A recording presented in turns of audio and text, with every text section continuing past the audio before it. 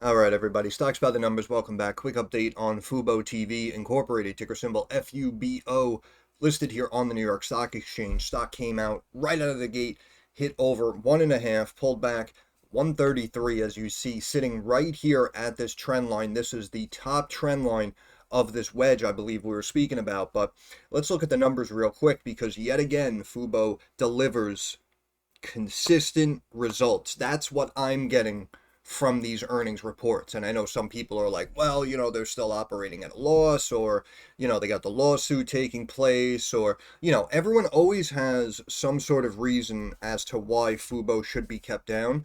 And again, I just remind everyone, stock originally looked at here on this channel at around $1, got up to almost $4 on two separate occasions on its own merits before the lawsuit took place. Since the lawsuit took place, I know everyone's kind of just waiting to see how it's going to be settled, but you have to remember, during that time frame of the last several quarters, Fubo has consistently been reporting an increase in subscriber growth, increase in revenue, EPS. You can see the losses are getting more and more narrow, and I know they were talking about potential profitability in 25, and in my opinion, I think they can do it. I'm still giving them the benefit of the doubt.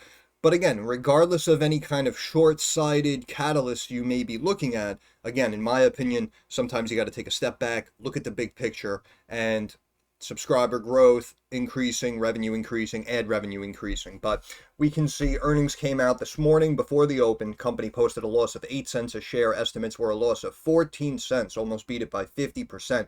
Revenue coming in my opinion, this is the key right here. I know everyone's worried about the losses, but remember, in my eyes, as long as the revenue keeps topping estimates, then they'll always technically have that little bit of surplus, which obviously is a good sign.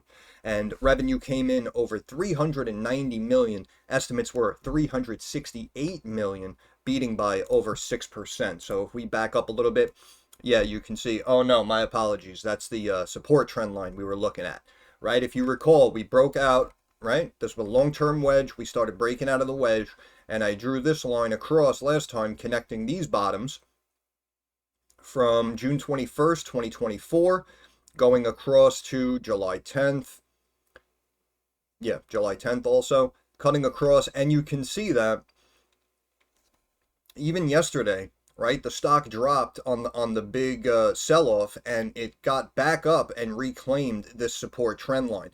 And then you can see even today, you can see the stock opened $1.51, dropped below the trend line, and then fought to get back above it. Now it's kind of sitting right near it. So in my opinion, this is still a key level to watch. And my only main concern here personally is the fact that markets just went too damn high, in my opinion.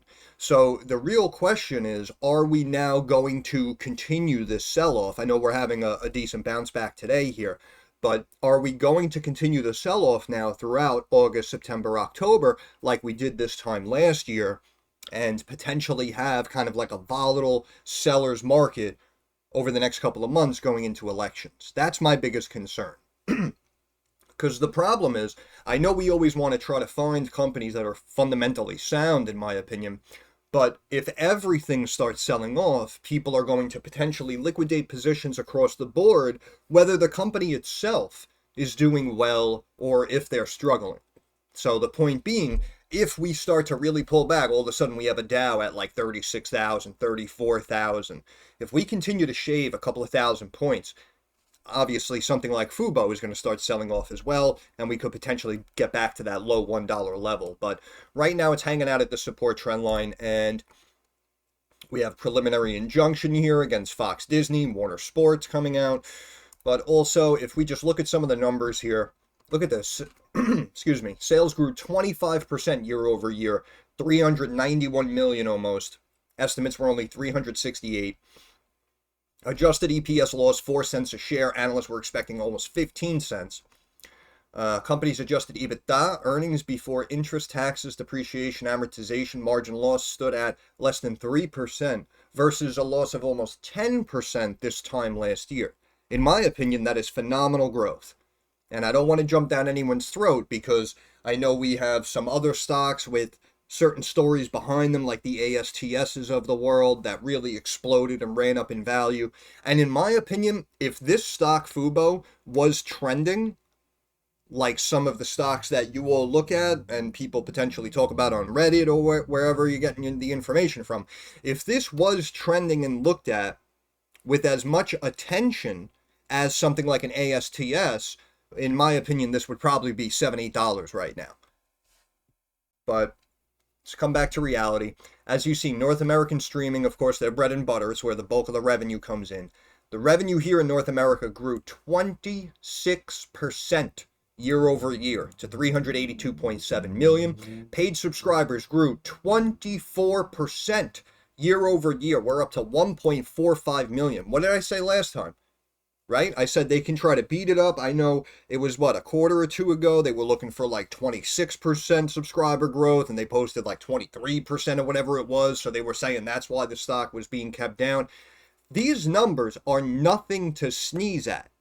When we look at some of these larger companies that are already established, they see growth of like 3, 5, 6% sometimes year over year. We have revenue and subscribers growing at 20, 25% at a click here. I mean, this is definitely nothing to sneeze at. Average revenue per user rose 5% year over year to over $85 a share. Rest of the world, revenue came in 8.3 million, 2% year over year jump. Paid subscriber growth of 1% year over year. Now we have almost 400,000 subscribers outside of North America. Average revenue per user grew by 2% to a little over $7. Fubo held 161.3 million in cash and equivalents. Quote, Fubo delivered excellent results in the second quarter. Yes, I agree. Despite the content drop, achieving our 6th consecutive quarter of year-over-year improvement in our global profitability metrics. 6th consecutive quarter. Fubo now expects third quarter revenue of 368 million to 379 million versus estimates of 368.25 million.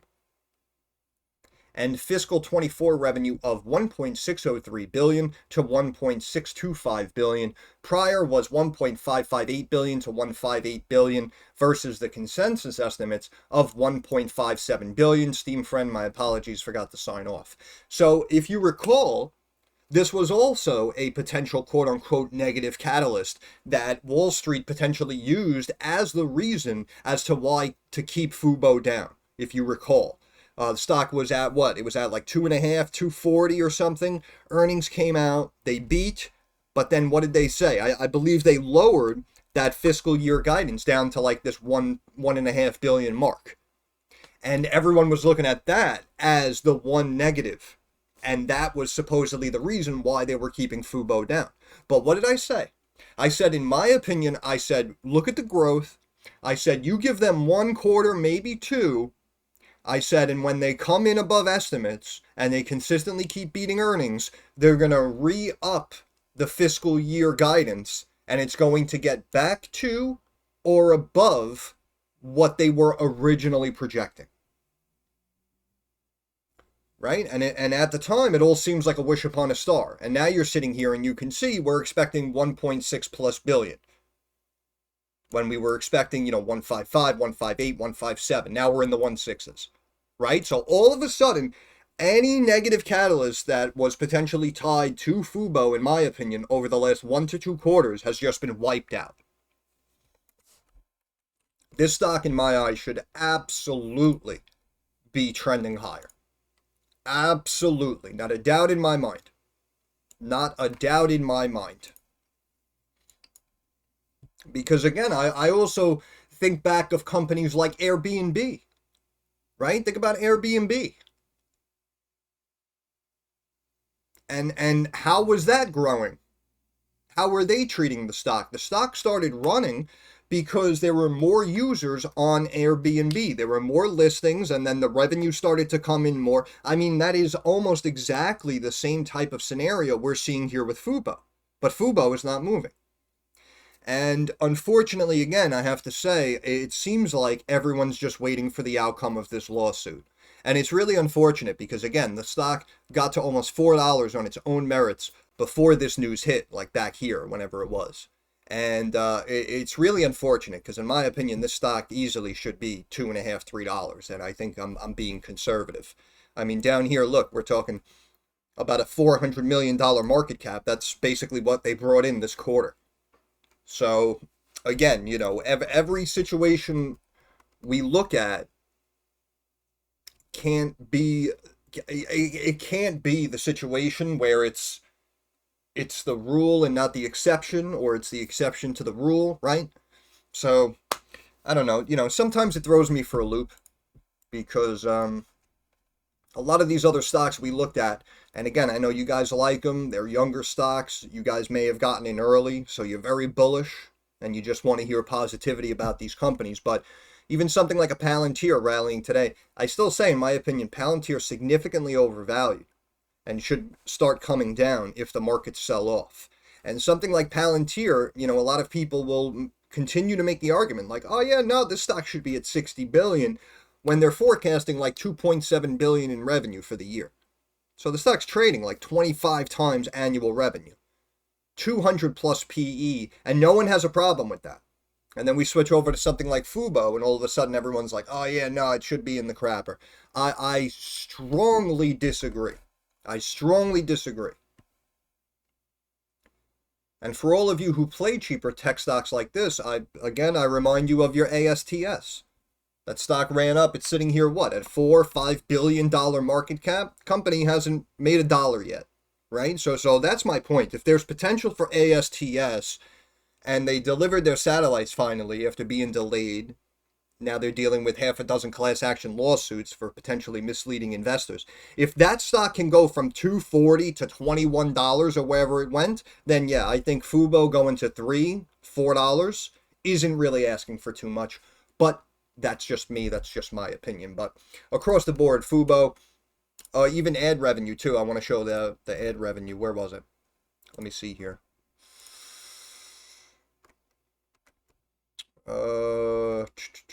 Net loss improved 25 million from 54 million this time last year. Loss of 11 million was minus 30 million this time last year. Free cash flow, basically those losses got cut in half. Look at that. Sitting here at minus 35 million was minus 75 million this time last year. Here we go. Fubo TV's North America ad revenue grew by 14% year over year to 26 million. Now, it doesn't seem like a big number, but in my opinion, I do believe that ad revenue metric is going to consistently keep increasing. And we pulled up that study, I think it was like a month or two ago when I did an update video on Fubo, and we looked at that article where they tested all of the ad and the retention time, right, of the average user on the ads, if you guys recall, and Fubo kind of demolished the competition.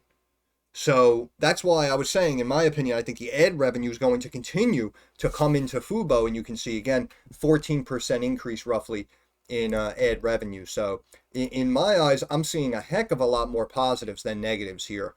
RSI was up at 70, started to pull back here. We're potentially curling maybe, getting ready to climb back up. RSI now middle of the road, at about 45.5. You can see the stock drop to the bottom Bollinger Band here and had a big spike up.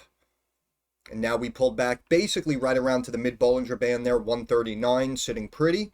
The MACD recently crossed to the downside, and unless markets really sell off, in my opinion, I think this is going to bottom out and potentially curl and start heading back to the upside. In my opinion, it really should, in theory. On the weekly, we have an RSI of 40 and the MACD basically flat. You can see we're kind of just hovering around the mid Bollinger Band here, but look at the top, look at the top and bottom Bollinger Bands. Look at that tightening taking place. That's why, again, in my opinion, if markets really begin to sell off, of course, the stock's probably going to drop and we could see the low $1. If markets kind of just hold steady and don't start to drop 10-15% and really have that correction, in my opinion, I think we break to the upside and we can potentially reclaim our moving average here, 50-day on the weekly, 207.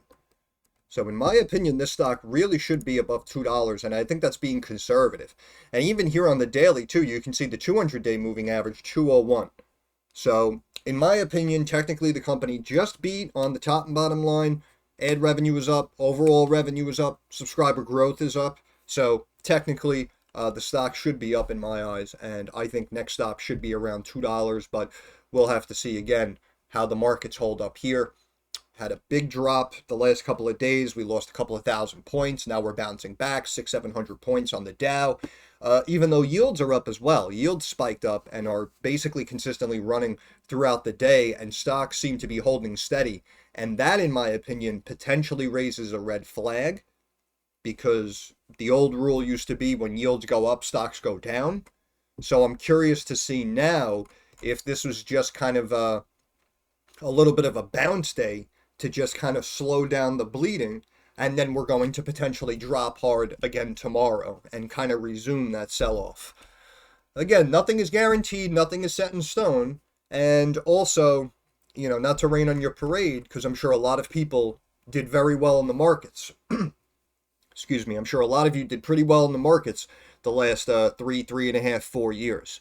And of course, I applaud you, and I wish all of you the best of luck. But I just want to remind you again, Dow was 28,000 when Trump left office. In just the last couple of years under this administration, with everyone kind of bitching about hyperinflation, prices going up, gas going up, apparently our markets ran the Dow up to 42,000. That is a 50% increase in market value from highs, because that 28,000 mark when Trump left was a high.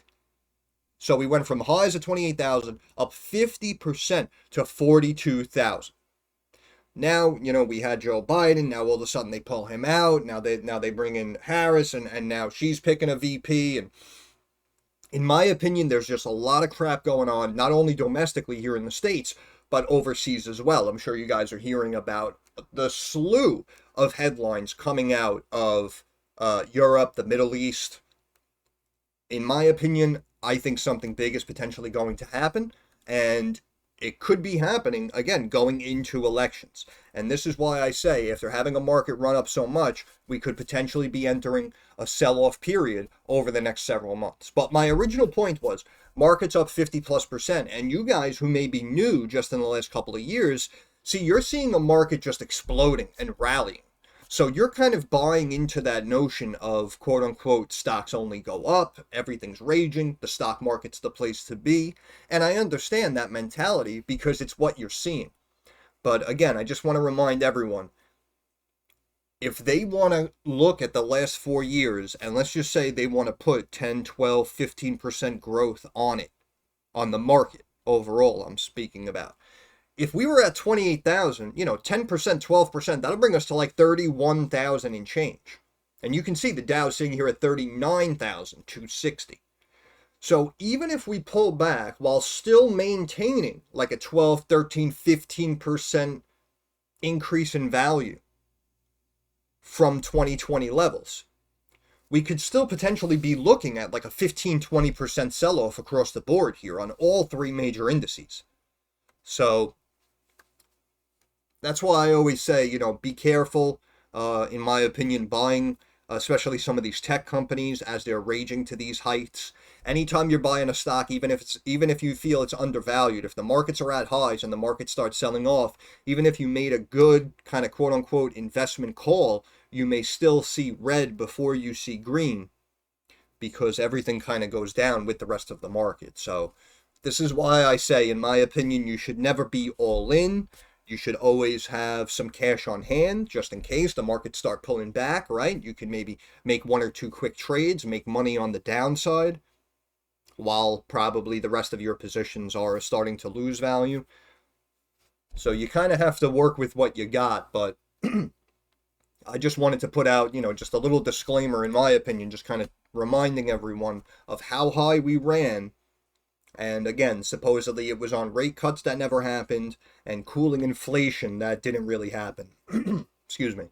So again, just want everyone to stay sharp and just be aware of what could potentially come over the next couple of months. But that's pretty much it. Just wanted to do a quick update on Fubo. And again, Fubo, phenomenal beat there on the earnings report. And in my opinion, I still like it. And that's pretty much it. I'm going to end it there. So once again, this is Stocks by the Numbers. I want to thank you guys for stopping by. If you have any questions, comments, or concerns, drop it down in the comments section. I'm usually pretty quick to reply. Thumbs up algorithm helps me get more eyes on the channel. And of course, subscribe to the channel. That is our handshake agreement. That is how you help me help you. But more importantly, moving forward, like I always say, I understand that the markets are rocky, they're volatile, they are very uncertain. So I want to wish all of you success. I hope everyone makes a couple of dollars. Thank you for your time. Have a good day.